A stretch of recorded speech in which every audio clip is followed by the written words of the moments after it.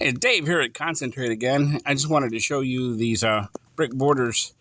These are stone borders, actually, that were put in these driveways, probably by the builder for decorative reasons, but the heat that is built up between the rebar and the concrete gets to be about 150 degrees. And these little paths, these little areas where they're trying to be decorative borders, they just don't last.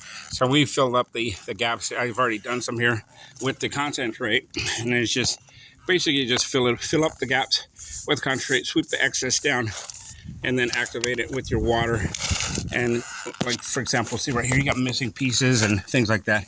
Just liberally put it all in there, and you don't even have to be neat. Just make sure you get it in there. And then, so you can see what I've done. Just come down it with your broom, sweep it off, get it even,